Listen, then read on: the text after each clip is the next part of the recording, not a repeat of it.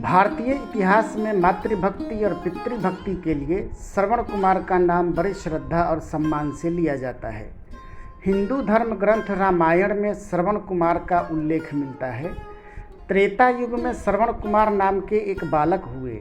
श्रवण कुमार के माता पिता नेत्रहीन थे, इसलिए श्रवण कुमार अपने माता पिता की अत्यंत श्रद्धापूर्वक सेवा करते थे।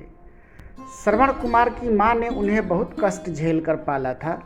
जैसे जैसे श्रवण बड़ा होता गया, वो अपने माता पिता के सभी कामों में उनकी बहुत मदद किया करते थे, जैसे नदी से पानी भरकर लाना, जंगल से लकड़ियाँ लाना, खाना बनाना, कपड़े धुलना। माता पिता का काम करने में वो जरा भी थकते नहीं थे, बल्कि उन्हें आनंद मिलता था। माता पिता उन्हें हमेशा आशीर्वाद देते रहते थे। माँ उसे मना करती, बेटा श्रवण, तू हमारे लिए इतनी मेहनत क्यों करता है? भोजन तो मैं बना सकती हूँ, इतना काम करके तू थक जाएगा। नहीं माँ, तुम्हारे और पिताजी का काम करने में मुझे जरा भी थकान नहीं होती, मुझे आनंद मिलता है। तुम देख नहीं सकती, रोटी बनाते हुए तुम्हारे हाथ जल जाएंगे। हे भगवान, हमारे श्रवण जैसा बेटा हर माँ बाप को मिले, यह हमारा कितना ख्याल रखता है। माता पिता श्रवण को आशीर्वाद देते न थकते थे। श्रवण के माता पिता रोज भगवान की पूजा करते। श्रवण उनकी पूजा के लिए फूल लाता, बैठने के लिए आसन बिछाता। माता पिता के साथ श्रवण भी पूजा करता। माता पिता की सेवा करता श्रवण बड़ा होता गया। घर का काम पूरा करके श्रवण बाहर भी काम करने जाता था। अब उनके माता पिता को काम नहीं करना पड़ता था।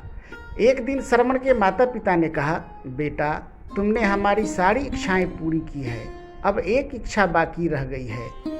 कौन सी इच्छा माँ? क्या चाहते हैं पिताजी? आप आज्ञा दीजिए, मैं आपकी इच्छा पूरी करूँगा। हमारी उम्र हो गई है बेटा, अब हम भगवान के भजन के लिए तीर्थ यात्रा पर जाना चाहते हैं। शायद भगवान के चरणों में हमें शांति मिले। श्रवण सोच में पड़ गया। उन दिनों आज की तरह बस या रेलगाड़ियाँ नहीं थीं। वे लोग ज़्यादा चल भी नहीं सकते थे। माता पिता की इच्छा कैसे पूरी करूं? यह बात सोचते सोचते श्रवण को एक उपाय सूझा। श्रवण ने 2 बड़ी बड़ी टोकरियां ली, उन्हें एक मजबूत लाठी के दूसरे सिरों पर रस्सी से बांधकर लटका दिया। इस तरह एक बड़ा सा कांवड़ बन गया। फिर उसने माता पिता को गोद में उठाकर एक एक टोकरी में बिठा दिया। लाठी कंधे पर टांग कर श्रवण कुमार माता पिता को तीर्थ यात्रा कराने चल पड़ा।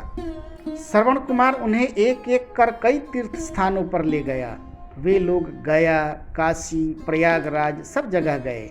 माता पिता देख नहीं सकते थे, इसलिए श्रवण कुमार उन्हें तीर्थ के बारे में सारी बातें सुनाता।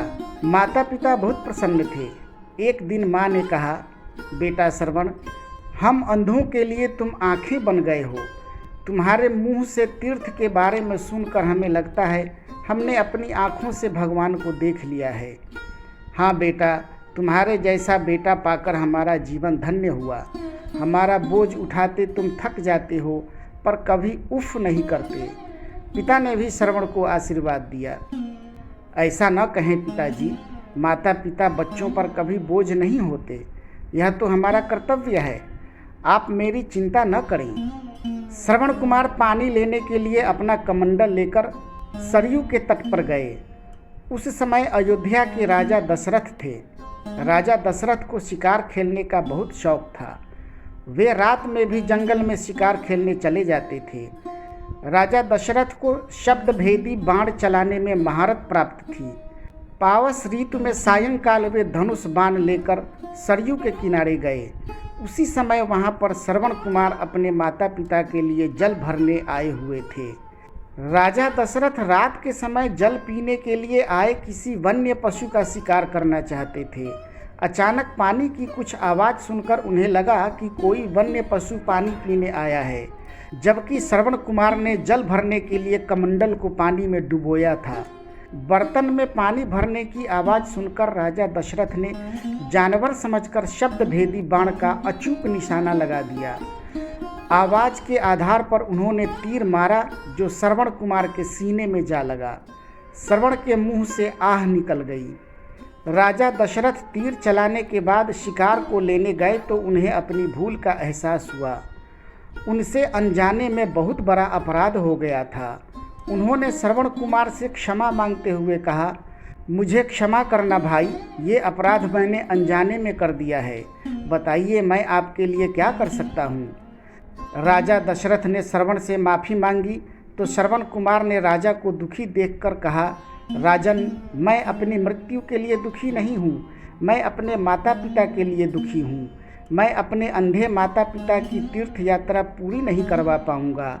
आप उन्हें जल पिलाकर उनकी प्यास शांत करके उन्हें मेरी मृत्यु का समाचार सुना देना। दुखी हृदय से राजा दशरथ जल लेकर श्रवण के माता पिता के पास पहुँचे। श्रवण के माता पिता अपने पुत्र के पैरों की आहट अच्छी तरह पहचानते थे। राजा के पैरों की आहट सुनकर वे चौंक गए। कौन है? हमारा बेटा श्रवण कहाँ है? बिना उत्तर दिए राजा ने जल से भरा कमंडल आगे कर उन्हें पानी पिलाना चाहा, पर श्रवण की माँ चीख पड़ी, तुम बोलते क्यों नहीं?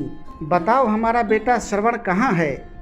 राजा ने जैसे ही दुखद समाचार सुनाया तो वे दोनों विलाप करने लगे। बूढ़े माता पिता ने राजा दशरथ को उनसे उनका बेटा छीनने के अपराध में श्राप दे डाला।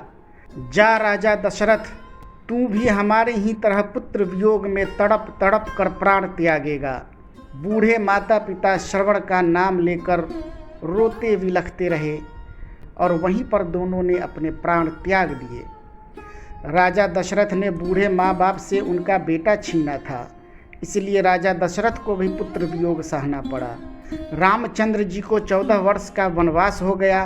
राजा दशरथ यह वियोग सह नहीं पाए और उन्होंने अपने प्राण त्याग दिए। सचमुच श्रवण कुमार की माता पिता के प्रति भक्ति अनुपम थी। जो पुत्र माता पिता की सच्चे मन से सेवा करते हैं उन्हें श्रवण कुमार कहकर पुकारा जाता है। माता पिता की सेवा करना सबसे बड़ा धर्म है।